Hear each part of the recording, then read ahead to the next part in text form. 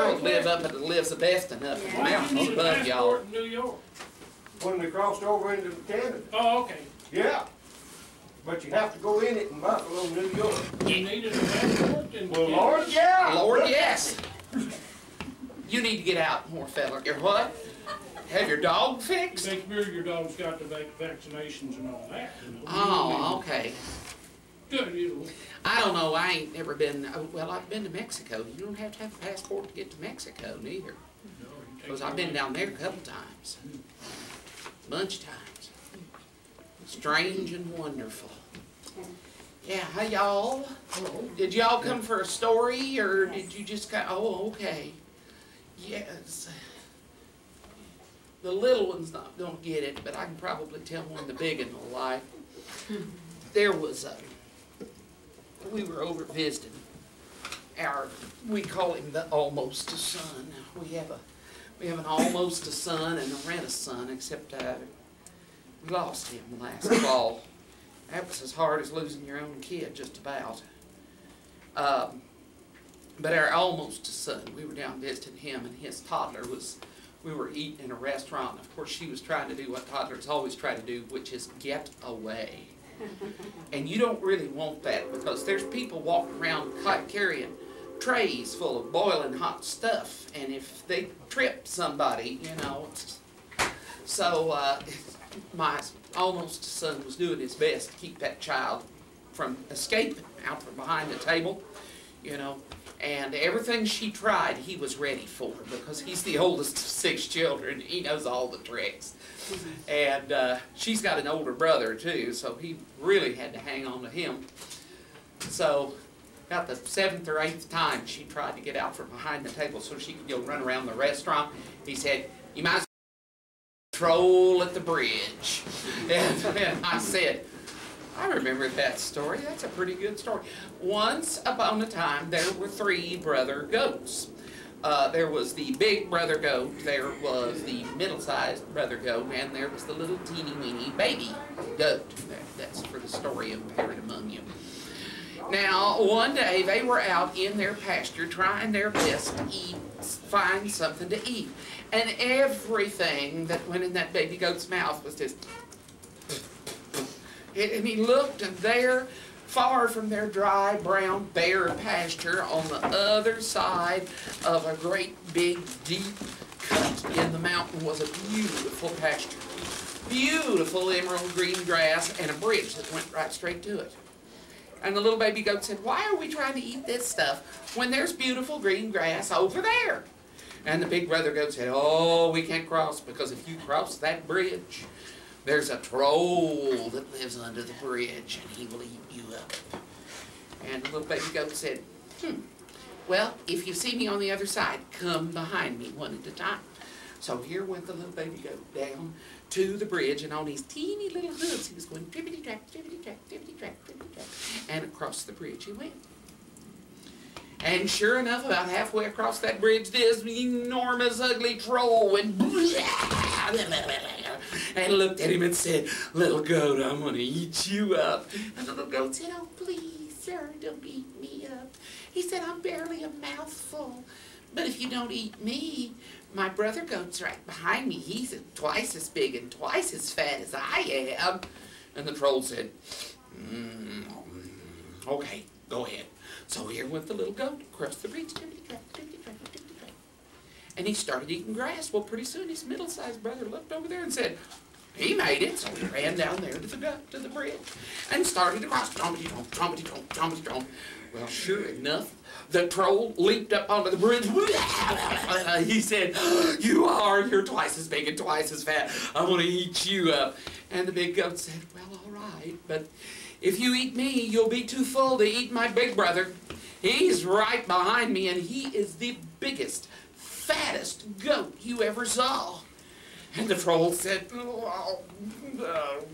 "Okay, go ahead." And here went the middle-sized brother, trompety-tromp, trompety-tromp, across the bridge. Well, pretty soon the big goat looked up and saw both of his brothers eating that pretty green grass, and he said, "Meh." And he went tromping down there to the bridge. Now, he was big. He had big horns, hard as iron, on his head. And he got down there to the bridge and went, tromp, tromp, tromp, tromp, tromp. And the troll jumped up on the bridge. You're the biggest, fattest goat I've ever seen in my life. I'm gonna eat you up. And the goat said, you can try.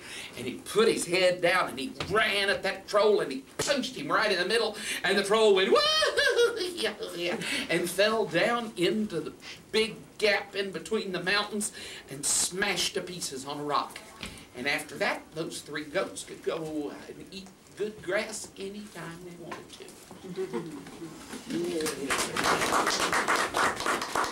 That's the troll on the bridge. You don't have to leap and run. I'm going to tell another. Or if not, we got goats down here in the animal area. You know, it was darn near tragic. Winter before last, they decided to do without the sheep. I didn't mind so much. I knew the sheep were a big mess down there in the animal area. One sheep can outproduce one goat into the sheep leavings anytime it wants to. You haven't lived until you tried to clean up behind a sheep. Well, they were tired of it, and all of a sudden my boss said, okay, so we got this, we got that, the sheep are gone, and I went, ah! Because, you see, that spinning wheel sitting right over there, that's where I got my wool from, was off the sheep. I about swallowed my cud. Where am I going to get wool? Well, I was whining about it quite a little bit. My boss looked at me and said, Judy, for what it cost me to winter those darn sheep over, I'll buy you wool. And I said, okay. So I've been finding wool and getting wool and carrying wool in. And you know, if you get it straight off the sheep and it's nasty and ain't nothing been done to it yet, it ain't that expensive. $1.50 a pound. You know how much a pound of wool is? That's a lot of wool. What I got over there right now is goat wool. That came from a friend of mine. I really need to get that spun up too and get my spinning wheel up out of harm's way. Because if there was ever anything that everybody thinks they ought to be able to play with, whether they know what to do with it or not. Well, and the other thing we've learned in the 13, 14 seasons we've been here, everybody thinks they know about critters, fires, and oil lamps. And you know, almost every one of them, what they know about an oil lamp, they learn from watching Little House on the Prairie. You remember how you used to put the lamp out, reach over and turn that thing down, the light would go off? You don't want to do that. You have a wick and a little thing that you screw, and then there's oil. A coal off that wick lands in that oil. What you have is a bomb.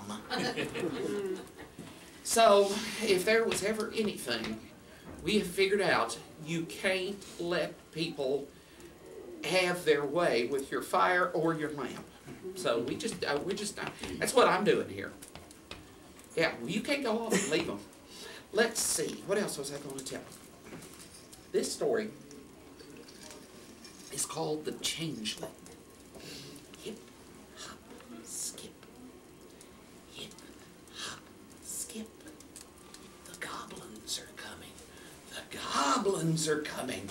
And when they come home, they called their servants to serve them their suppers of rags and twigs and jelly and jam.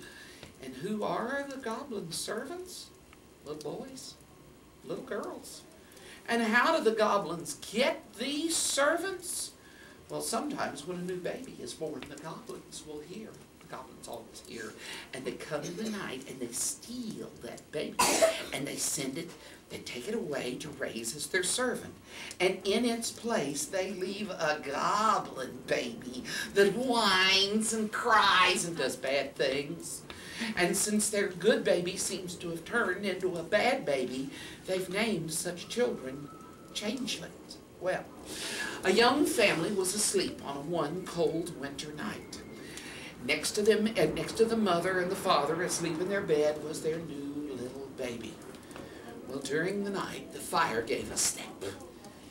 And the father awoke, and there, sitting in front of his fireplace, was a goblin. Ew. The goblin had long claws and toenails, and he was warming his fingers and toes at the fire. And as he warmed them up, he wiggled them. He didn't have shoes on. And as he warmed his toes, his claws went clickety-click, clickety-click on the hearthrug, and had a long tail coming out of the back of his pants. And as his fire warmed his tail went twitchity-twitch, twitchity-twitch. Oh, the father was so scared he couldn't even move. All around his house he could hear the goblins going hip, hop, skip. And one up on the roof called down the chimney and said, "Bring out the baby." Ooh, a sound like mice running in the wall. Bring out the baby. Well, the goblin sitting in front of the fireplace reached for the baby. He didn't have to stand up because, you see, the goblin's arms got longer and longer and longer. He didn't have to move at all from where he sat because he reached past the fireplace, past the foot of the bed, and was just about to pick up that baby when the little baby moved in his sleep, and the firelight shone on the little gold cross that his grandmother had pinned to his shirt. Goblins hate crosses. The goblin's arms got shorter and shorter and shorter, and the one up on the roof said, "Bring out the baby." And the one inside said, "I can't. He's wearing the goblins hate it thing." And he got up from his chair and he walked through the fire and up the chimney with the smoke. He'd have to find another baby to serve him his supper of rags and twigs and jellies and jams. And as the father grabbed his little baby and held him tight, the last thing he heard was the goblin's claws climbing up the chimney going clickety-click, clickety-click. And the last thing he saw was the very tip of his tail going twitchity-twitch, twitchity-twitch. And outside all the goblins went hip, hop, skip, hip, hop, skip. It's a good story. Oh. If I was ambitious, I'd get up and shut that door. It's almost shut. Yeah, give that thing a push, would you, ma'am, as long as you're volunteering. See? Now it'll stay shuttered. Now that's good. That's good. It hangs on the floor. We need to get Ezra on that. He's our main cook and carpenter. Oh.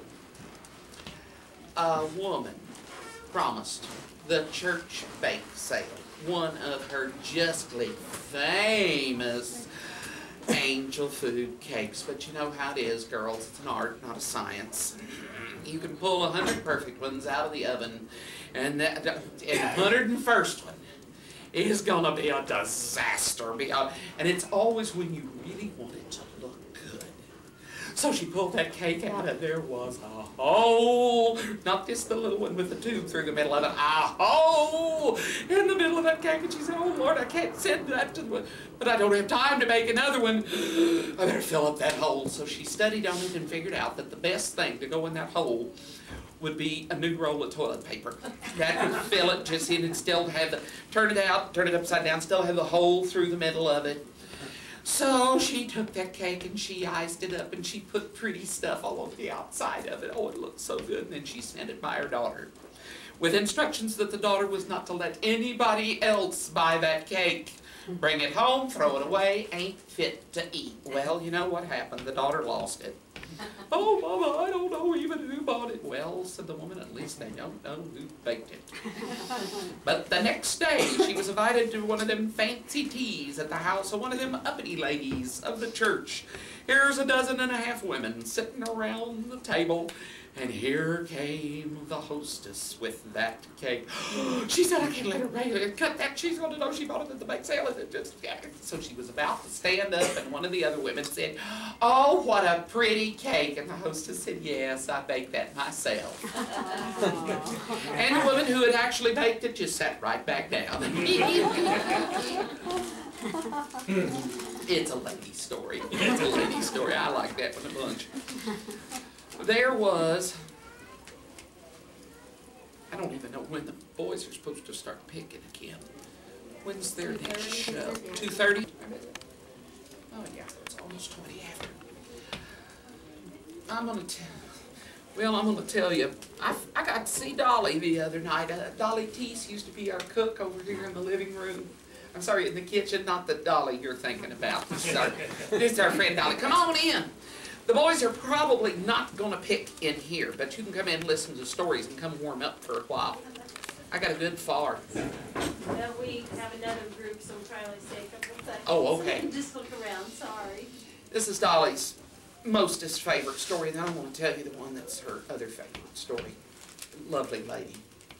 She's up to go to Australia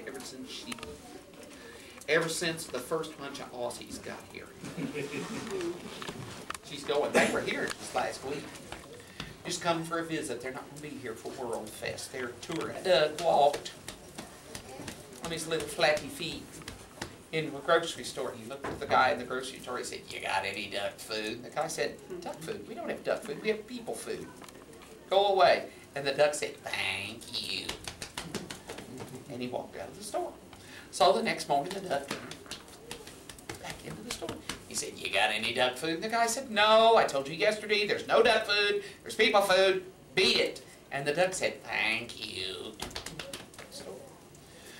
So the third day, the duck came in the store, and he said, "You got any duck food?" And the guy said, "No, we do not have duck food. If you ever come in here and ask me that stupid question again, I'm going to nail your little webby feet to the floor." And the duck said, "Thank you." Ran out the store.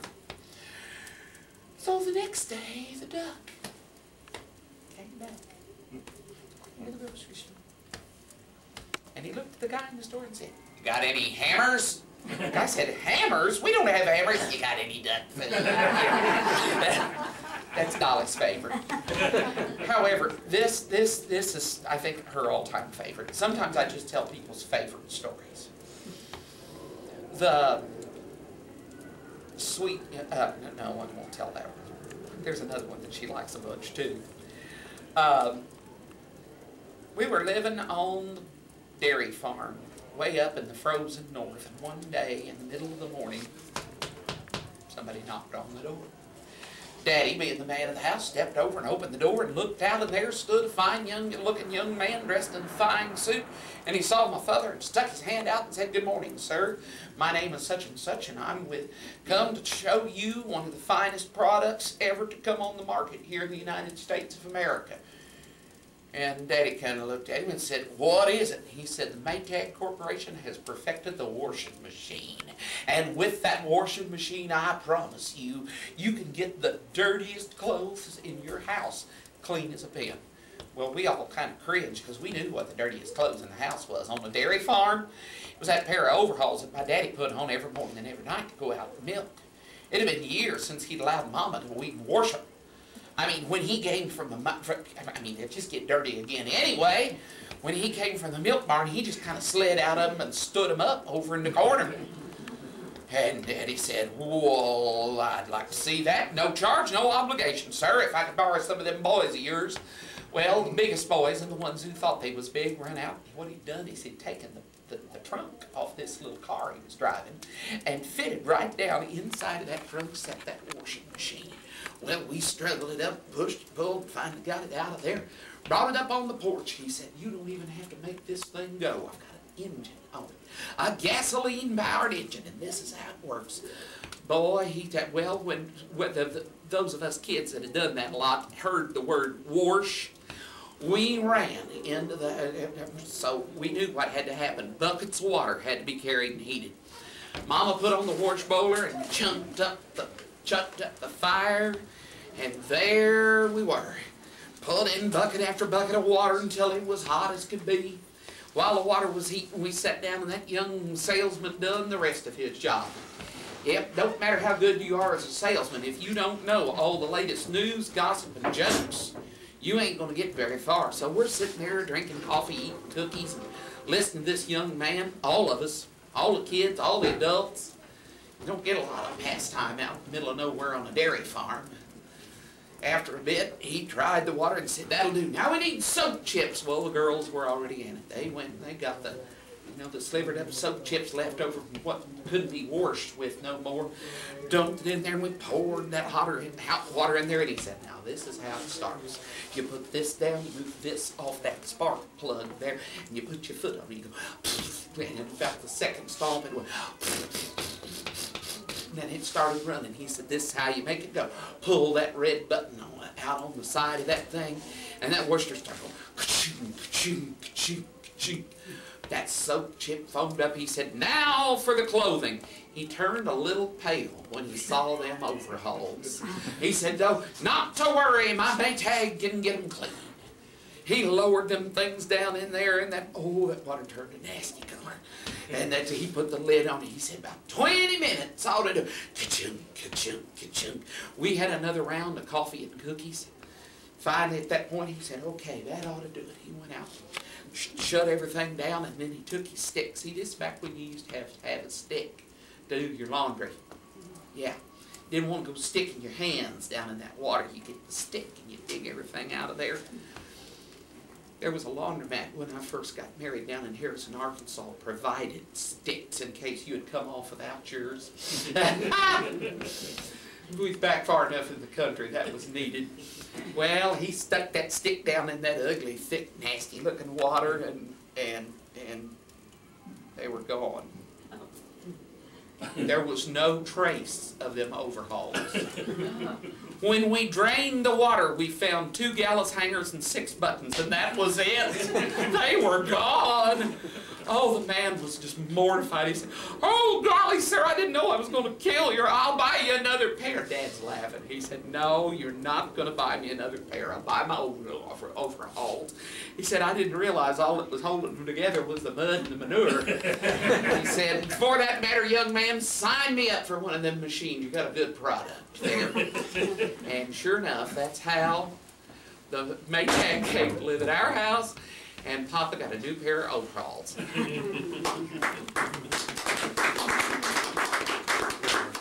That one crawled up from Lord knows where. Okay, I'm going to tell you the Marshall's favorite story, then I'm going to shut up because I believe the boys, I don't know if they're going to pick out on the front porch or not. It's awful chilly to pick out. It is mighty chilly. It was 75 where I was yesterday. I sweat yesterday. I couldn't even figure out, I went like this and I couldn't figure out what was the matter with my hair and it was stuck to my forehead. Man, it's those 30-degree temperature drops. We just love them around here. Anyway, I'm going to tell you the Marshall's favorite story. One night during Sunday night church, the devil appeared right there in church. Man, I mean, he was about 6'12". The flames went plumb to the rafters. He had the pitchfork, was poking at people. People running, screaming, jumping out the windows, running out the doors. Finally, everybody was gone except for one old man who was sitting there leaning on his cane, kind of sucking his teeth. And the devil looked down at him and said, "What are you still doing here?" And the old man looked up and kind of shrugged. The marshal said, "Don't you know who I am?" And the old man said, "Oh yeah, devil, I recognized you right off." And the devil said, "Why ain't you afraid of me?" And the old man said, "Been married to your sister for 47 years. I like that in a bunch. Okay, I'm going to hush. And I don't know whether that little girl's going to come back for that bottle or not. She set that down and took her coat off, and then she put her coat on and walked off. So, oh well, she might remember where she left it if we just leave it there a little longer. Come in! Yeah. Mother, come in. Won't you tell us what city folk do wrong about the fire at the fireplace? Oh, they get in there. You warned us about the oil lamps. Oh, well, yeah, well, they move stuff out, or they put too much wood on, and you just about set the chimney on fire, which means the house is on fire, and they just piddle. And sometimes at Christmas, the boys will be in here, and we have a little wire popcorn popper, one of them pop over the fireplace poppers, and they'll get people in there and get them to pop popcorn. Lord, I only did that once. The fella took it out of my hands because my arm was wearing out. He said, "Here, I know how to do this." And he was sitting there. All of the popcorn ran down to the bottom end. He was holding it downward at an angle. The popcorn started popping, and then it ignited. Do you know how badly popcorn burns? I mean, there was an 18-inch column of flame coming off of that popcorn popper, and I was just like, ah! You know. There was a fella in here that I've known for years, and he saw that, and I thought he was going to wet himself. He was laughing so hard, because I just freaked. I didn't know you could set popcorn on fire, and it would burn with a column of flame. Oh, well. I did some biscuits that good. Oh, some carbon biscuits, yeah. Convection oven. In a convection oven, It boy. didn't work worth the flip. Yeah, well, you got to cut your time down by about 1/3. You need 1/3 of the time. Actually, you know that that wood stove we got in the kitchen? It is, there's a damper system on it, because you got the little firebox over here, and when the damper is down, that's the way it works. I don't know if it's down or up. It's been too many years. There's an opening right back here, and the smoke goes up the chimney through that damper that's right there by the firebox. But if you pull that button up, that's the way it works. If you pull the button up, closes the top damper, opens the bottom damper, which means then the fire has to come out of the firebox, up and over the top, down the side, and under the bottom before it goes out the damper. That's a convection oven. Boy, I'm telling you, you can turn biscuits to carbon in that thing too if you ain't paying attention. That's exactly the way these two work. Yeah. Well, when Aunt Shirley first came to cook here, I shouldn't be telling you this. She's still embarrassed. Everybody told her how to cook on the stove, and nobody told her about maintenance. She did not know that that little funny-looking implement hanging in there by the fireplace was for scraping the ashes out from under the oven. Because when you've got the fire going around, the ashes are carried on the convection. And then they end up both on top of the oven and underneath the oven. And there's a little door down there under the oven. You get in there with this little hoe. It's got a handle that goes through the middle of it, and you stick that in there and scrape it out on the newspapers when your stove is cold and scrape the ashes out. Nobody had thought to tell Shirley that. Well, she's been here 3-4 weeks and no ashes had been scraped. So she was hollering at Aunt Berta down there, and she said, "Berta, could you bring me some more wood? I can't get away, and this thing's just eating wood, and it's not hot at all." And Berta came up the hill with wood, and she said, "How long's it been since you scraped the ashes out from under the oven?" And Shirley said, "What?" Now, she learned to cook on a wood stove over in Oklahoma. But for somehow or another, she had never known that her mother scraped the ashes out from under the oven. So they got in there, and they got like 2.5 bucketfuls, ash buckets, full of ashes. First they scraped out from under, then they raised up the plate on the top of the stove and knocked it all off down to the bottom so they could scrape it out of there. The next morning she turned and pineapple upside down cake to carbon. 2 sticks of wood she put in there, just went whoosh, and it was gone. She said that thing wasn't in there but 8 or 10 minutes. I said, "It's getting hot now, Shirley." Never even thought to tell her. And then somebody reminded her. I was looking one day and I said, "Shirley, how long's it been since you oiled the top of the stove?" She said, "What?" Nobody told her. I'm done. Nobody had ever told her she needed to bacon grease the top of the stove, because it'll keep the thing. Are you ready? Well, we can make no whether to come in here or go out there, but I think it's still too cool. Well.